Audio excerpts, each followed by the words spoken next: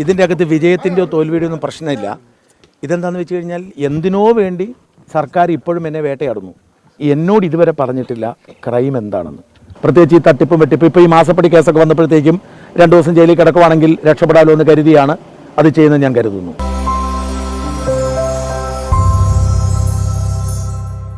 ഇതിൻ്റെ അകത്ത് വിജയത്തിൻ്റെയോ തോൽവിയുടെയോ ഒന്നും പ്രശ്നമില്ല. ഇതെന്താണെന്ന് വെച്ച് കഴിഞ്ഞാൽ എന്തിനോ വേണ്ടി സർക്കാർ ഇപ്പോഴും എന്നെ വേട്ടയാടുന്നു. അപ്പോൾ എന്നെ പോലീസ് വന്ന് അവിടെ ഒന്ന് അറസ്റ്റ് ചെയ്യുമ്പോൾ, അതായത് ഞാൻ എൻ്റെ അപ്പനും അമ്മയ്ക്ക് 90 വയസ്സേ അപ്പനും അമ്മയാണ്. അവരുടെ വലിയൊരു ആഗ്രഹമായിരുന്നു എൻ്റെ കൂടെ 10 ദിവസം താമസിക്കാൻ. അപ്പനുള്ള ആരോഗ്യമില്ല, പക്ഷേ അമ്മയുടെ ആഗ്രഹം കാരണം ഞാൻ അവരെയും കൊണ്ട് 2 ദിവസം വീട്ടിൽ താമസിച്ച് പതിയെ വണ്ടി ഓടിച്ച് ഞാൻ ഇവിടെ എത്തി. വരുന്ന വഴിക്ക് തന്നെ എനിക്ക് സംശയം തോന്നിയിരുന്നു ആരോ എന്നെ പിന്തുടരുന്നത്. ഞാൻ അതിന് വേണ്ടിക്ക് ഇടയ്ക്ക് ഞാൻ ആയൂർ വന്നപ്പം ഒരു വഴി തിരിച്ചു പോയി. ഞാൻ ഒരിടത്ത് പോയി 1/2 മണിക്കൂർ റെസ്റ്റ് എടുക്കുകയാണെന്ന് പറഞ്ഞ് തിരിച്ചു വന്നു. അപ്പോൾ എൻ്റെ സംശയം സ്ഥിരീകരിച്ചു. കാരണം പിന്നാലെ ആ വണ്ടിയുടെ അംശം ഞാൻ കണ്ടു. ഞാൻ തിരുവനന്തപുരത്ത് വന്നു. ഞാൻ എൻ്റെ വീട്ടിൽ കയറി ഞാനൊന്ന് കുളിച്ച് കഴിഞ്ഞ് അമ്മയ്ക്കും അപ്പനും ഭക്ഷണം പ്രത്യേകിച്ച് മരുന്ന് കൊടുക്കേണ്ട മരുന്ന് എടുത്തുകൊണ്ടിരിക്കുമ്പോഴത്തേക്കാണ് ഇവർ വന്ന് തട്ടുന്നത്. ഒരു സംഘം വന്നു, ഗുണ്ടകൾ കയറുന്ന പോലെ അകത്തോട്ട് കയറിയിട്ട് പറഞ്ഞു ഞങ്ങൾ ഒരു ക്രൈം നമ്പർ പറഞ്ഞു. ഈ ക്രൈം നമ്പറിലെ പ്രതിയാണ് ഞങ്ങൾ അറസ്റ്റ് ചെയ്യാൻ വന്നാണ്, സഹകരിക്കണമെന്ന് പറഞ്ഞു. ഞാൻ ഉടുപ്പ് പോലും ഇട്ടിട്ടില്ല. അത് ഉടുപ്പൊന്നും സാരമില്ല, ഞങ്ങൾ ഉടുപ്പ് മേടിച്ചു തരാം. ഞാൻ പറഞ്ഞു എനിക്ക് ആരെങ്കിലും അറിയിക്കണം. അതൊന്നും പറ്റത്തില്ല. മൊബൈൽ ഫോണും അപ്പം തന്നെ മേടിച്ചു. എന്നോട് പറഞ്ഞു പറ്റത്തില്ല, സംസാരിക്കാൻ പറ്റത്തില്ല എന്ന് എന്നെ കൂട്ടിക്കൊണ്ട് പോയി. അത് കഴിഞ്ഞിട്ട് ശരിയാണ്, എന്നോട് പോലീസ് മോശമായിട്ടൊന്നും പെരുമാറിയിട്ടില്ല. വഴിയിൽ കയറിയപ്പോൾ ഒരു ഷർട്ട്, ഒരു വലിയൊരു അടിപൊളി ഷർട്ടൊക്കെ മേടിച്ചു. ഞാൻ പറഞ്ഞു പറ്റത്തില്ല, എൻ്റെ ഷർട്ട് ഞാൻ ഇടുന്നത് ആ ഷർട്ടല്ല, നിങ്ങൾ മേടിക്കുന്ന ഷർട്ട് ഞാൻ ഇടത്തില്ല, എൻ്റെ ഷർട്ട് ഇടാൻ പറ്റുള്ളൂ എന്ന് പറഞ്ഞു.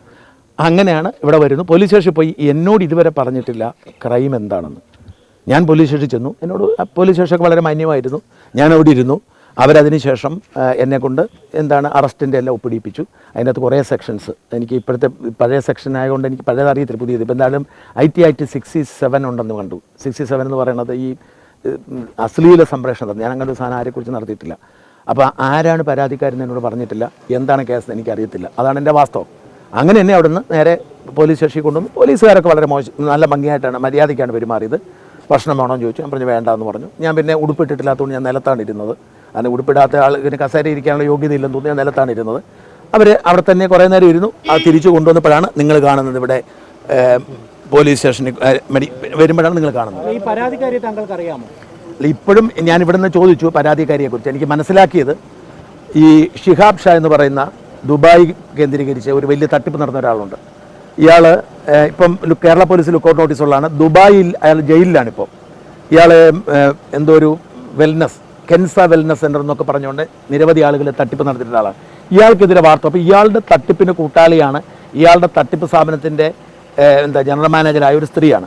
അപ്പോൾ സ്വാഭാവികമായിട്ടും ഈ സ്ത്രീക്കെതിരെ പരാതിയുണ്ട്, അവർക്കെതിരെ തെളിവുകളുണ്ട്. അപ്പോൾ ആ സ്ത്രീയെക്കുറിച്ച് ഞാൻ പറഞ്ഞു, ആ സ്ത്രീയാണെന്ന് എനിക്ക് തോന്നുന്നു. ഒരു പേര് പറഞ്ഞിട്ട് എൻ്റെ ഓർമ്മയിൽ വരുന്നത് ആ സ്ത്രീ ആയിരിക്കണം, അല്ലാതെ ഞാൻ ആ സ്ത്രീയെ കണ്ടിട്ടില്ല. ആ തട്ടിപ്പിനെ കുറിച്ച് വാർത്ത കൊടുത്തപ്പോൾ ആ സ്ത്രീയെക്കുറിച്ചും കൊടുത്തിട്ടുണ്ട്. അവർ പറഞ്ഞ പേര് കേട്ടപ്പോൾ ആ സ്ത്രീയാണ്. എനിക്ക് നോക്കാനുള്ള സമയം കിട്ടില്ല. ഞാൻ മനസ്സിലാക്കുന്നു ഷിഹാബ് ഷായുടെ കൂട്ടാളിയായ ഒരു സ്ത്രീ, ആ സ്ത്രീയുടെ പേരാണെന്ന് തോന്നുന്നു. ഷാനി, ഇത് ആദ്യമായിട്ടല്ല താങ്കൾക്കെതിരെ ഇത്തരത്തിലുള്ള കേസുകൾ, അപകീർത്തി പരാമർശം നടത്തുന്നുള്ള കേസ്, നിരവധി കേസുകളുണ്ട്. ജാമ്യം ലഭിച്ചു എന്നുള്ളത് ശരിയാണ്. ഇതൊരു രാഷ്ട്രീയ പ്രീതി മാത്രമാണെന്ന് മനസ്സിലാക്കാമോ? തീർച്ചയായിട്ടും. കാരണം ഇത് സർക്കാരിനെ സംബന്ധിച്ചിടത്തോളം മുഖ്യമന്ത്രിക്കെതിരെയും അദ്ദേഹത്തിൻ്റെ മകൾക്കെതിരെയും ദുബായ് കേന്ദ്രീകരിച്ച് മാഫിയ പ്രവർത്തനം നടത്തുന്ന മകനെതിരെയും ഒക്കെ ധാരാളം വാർത്ത കൊടുക്കുന്നുണ്ട്. അത് നിങ്ങൾ മാധ്യമപ്രവർത്തകർ ചെയ്യുന്ന അഗ്രസീവായിട്ട് കൊടുക്കുന്നുണ്ട്. നിങ്ങളൊക്കെ ചെയ്യുന്ന നിങ്ങൾ വാർത്ത റിപ്പോർട്ട് ചെയ്യുന്നുണ്ടെങ്കിലും എന്നെ പോലെ അഗ്രസീവ് അല്ല. അതുകൊണ്ട് മുഖ്യമന്ത്രിക്ക് വലിയ വിഷമമുണ്ട്. പ്രത്യേകിച്ച് ഈ തട്ടിപ്പും വെട്ടിപ്പും. ഇപ്പോൾ ഈ മാസപ്പടി കേസൊക്കെ വന്നപ്പോഴത്തേക്കും 2 ദിവസം ജയിലിൽ കിടക്കുവാണെങ്കിൽ രക്ഷപ്പെടാമല്ലോ എന്ന് കരുതിയാണ് അത് ചെയ്യുന്നത് ഞാൻ കരുതുന്നു. അറിയില്ല, ഉപാധികൾ ഇതുവരെ വന്നിട്ടില്ല. ഇപ്പോൾ മെസ്സേജ് തന്നിരിക്കുന്നത്. അപ്പോൾ തീർച്ചയായിട്ടും അതുകൊണ്ടാണ് ഞാൻ കൂടുതലൊന്നും എരയുടെ പേര് പോലും പറയാത്തത്. കാരണം എരയെക്കുറിച്ച് പറയാൻ പാടില്ലെന്നായിരിക്കുമല്ലോ ഇത് വരാൻ പോകുന്നത്. എനിക്ക് ഒരു ഉപാധി ഉണ്ടാവും, പക്ഷേ ഉപാധി ഇപ്പോൾ തന്നിട്ടില്ല. നാളെ കോടതിയിലാണ് ഉപാധി തരാൻ പോകുന്നത്. എന്നോട് ഹാജരാൻ പറഞ്ഞിട്ടില്ല. നാളെ കോടതി വിധി അല്ല, എനിക്ക് അങ്ങനെ അറിയില്ല.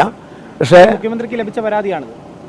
എനിക്കതൊന്നെ ഡീറ്റെയിൽസും അറിയത്തില്ല. മുഖ്യമന്ത്രി ആയിരിക്കും. കാരണം പിണറായി വിജയനെ സംബന്ധിച്ചിടത്തോളം ഞാൻ ശബ്ദിക്കാതിരിക്കണം അദ്ദേഹത്തിൻ്റെ കുറേ കാലത്തെ ആഗ്രഹമാണ്. ഒരുപാട്. പക്ഷേ അതിനേക്കാൾ എനിക്ക് തോന്നുന്നത് ഇപ്പോഴത്തെ DGP അദ്ദേഹത്തിൻ്റെ ഒരു വാശിയുണ്ട്. കാരണം അദ്ദേഹം DGP ആയപ്പോഴാണ് എന്നെ അറസ്റ്റ് ചെയ്യാനായിട്ട് നീക്കം നടത്തുകയും ഒരു 10,000 പോലീസുകാരെ വെക്കുകയും 1023 കേസെടുക്കുകയും എന്നെ ഓടിച്ചിട്ട് കിട്ടിയില്ല. പിന്നീട് ഒരിക്കലും അദ്ദേഹത്തെ ട്രെയിനിൽ വെച്ച് കണ്ടപ്പോൾ ഞാൻ അദ്ദേഹത്തോടൊന്ന് ചെറുതായിട്ട് പറഞ്ഞിരുന്നു, സാറേ എന്നെ കിട്ടിയില്ലായിരുന്നു കേട്ടോ, ഞാനിപ്പോൾ ഉണ്ടെന്ന് പറഞ്ഞിരുന്നു. അതിൻ്റെ ഒരു വാശി അദ്ദേഹത്തിനുണ്ടെന്ന് എന്നോട് പോലീസുകാർ തന്നെ പറഞ്ഞിരുന്നു. ഒരു പക്ഷേ അദ്ദേഹത്തിന് ഈ പക വീട്ടാനായിട്ട് പ്രത്യേകിച്ച് കേരളത്തിലെ കാര്യമൊന്നും അറിയത്തില്ല, DGP ആണല്ലോ. അപ്പോൾ അതുകൊണ്ട് തന്നെ അദ്ദേഹത്തോട് ആരെങ്കിലുമൊക്കെ പറഞ്ഞാൽ കേൾക്കും. ഈ മാത്രം ഉപകാരം ഇപ്പോൾ റിട്ടയർ ചെയ്യുന്നതിന് മുമ്പ് ഒരു ഉപകാരം ചെയ്യാൻ ആ ദേബാഷ് പേര് പോലും ഇരിക്കുന്നത് സാഹിബ്, അപ്പോൾ അങ്ങേരുടെ ഒരു പ്രത്യേക താല്പര്യം കൂടി ആവാം. അല്ലാതെ ഇപ്പോൾ കേരള പോലീസിലുള്ള നല്ല ഓഫീസർമാരെ എനിക്കറിയാം, അവരൊരു ഈ വൃത്തികേട്ട് കൂട്ടു നീക്കും തോന്നുന്നില്ല. പിണറായി പണ്ടേ പറഞ്ഞു ഒരു പക്ഷേങ്കിൽ പിണറായി ആവണമെന്നില്ല, ഈ DGPയുടെ ഒരു പകയായിരിക്കും ഇറങ്ങിപ്പോകുന്നതിന് മുമ്പ് എവനെ 2 ദിവസം ജയിലിൽ അടയ്ക്കുന്ന അയാളുടെ ഒരു വാശിയാവാം. Thank you very much.